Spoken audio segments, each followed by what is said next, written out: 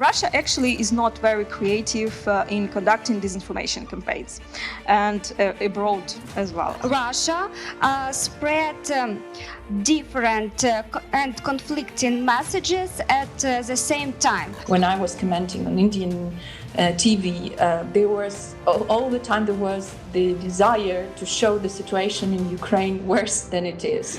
Hello and welcome to Ukraine in Flames, a special project by Ukraine Media Center and NGO Euro-Atlantic Course, and I'm your host, Myroslava Yaremkiv. In 2022, according to the official data, 15.3 million Russians lived below the poverty line, which is equal to the population of two European countries, Hungary and Slovakia combined. However, this did not stop the Kremlin from spending the equivalent of 1.9 billion American dollars on propaganda. As it turned out, it was not in vain, because this money became a kind of investment in the public opinion of the residents of other countries. And when Russian tanks invaded the land of sovereign Ukraine, the investment worked.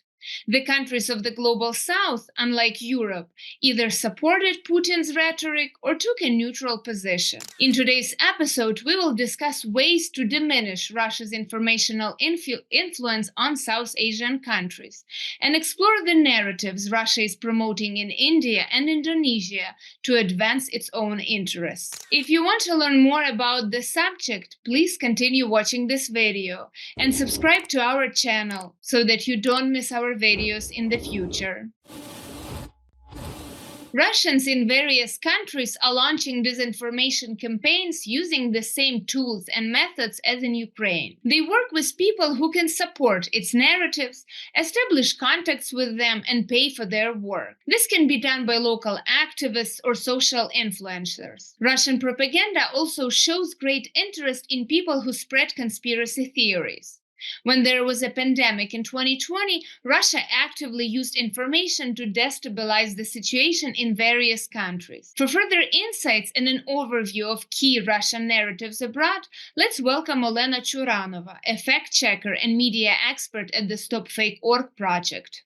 During that 10 years of our work, we monitor a lot of narratives, and of course they use each situation, each event to spread their point of view. But now we are talking about Russian-Ukrainian war, and of course here it's the main narrative that they start trying to spread abroad, that this war started because of the West and because of the Ukraine, and it's the West is aggressor here, not Russia, and Russia here is a defender.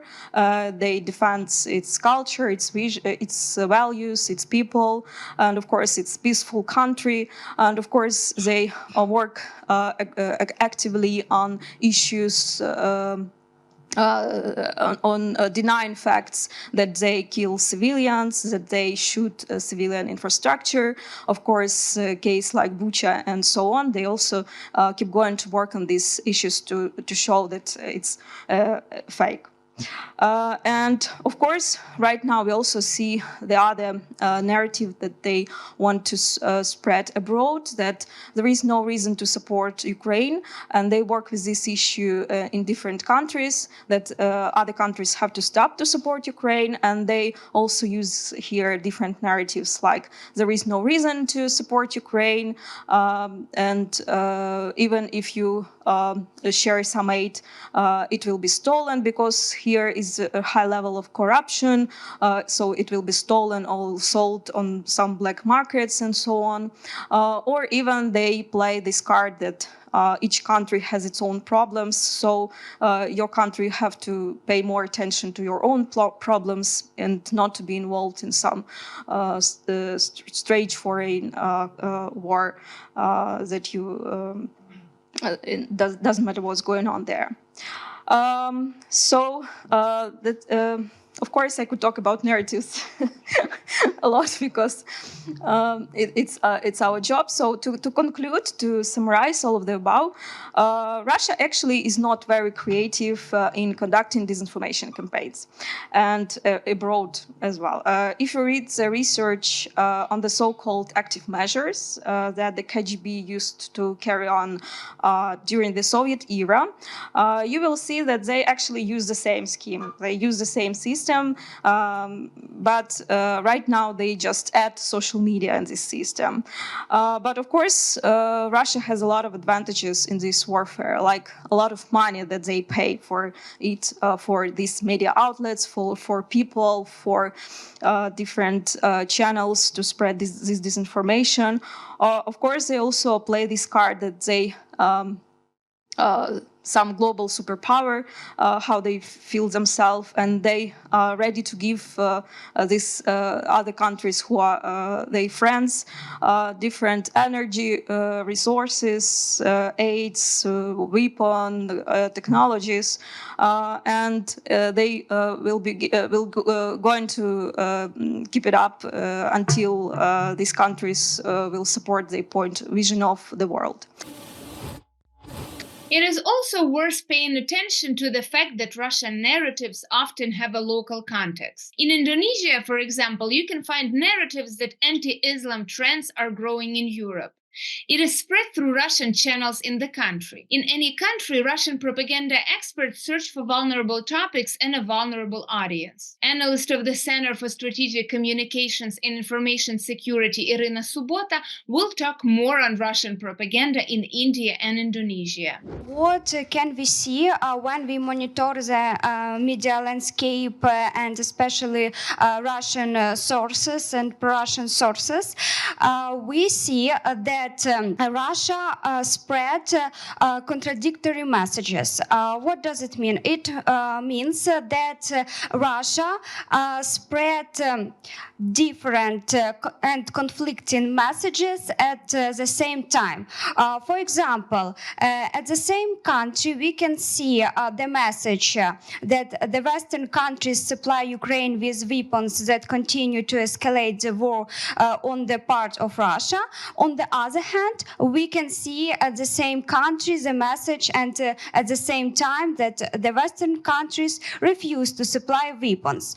So this is contradictory messages spreading at the same time and the same country, and this is like one of the aspects of spreading Russian propaganda narratives. The next one, messages of global narratives gained local context. Russian propaganda has the system of narratives, but when we talk about spreading Russian propaganda abroad, we see that these narratives gained local context. For example, when we monitor the media landscape of Indonesia, we see some messages that said about anti-Islamic rhetoric is growing in Europe. These Russian messages were spreading by Russian channels in this country.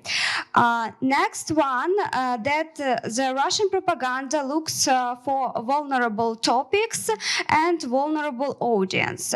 When we talk about vulnerable topics, we return to the local context and we see how Russian propaganda use different topics that are very important for a special country.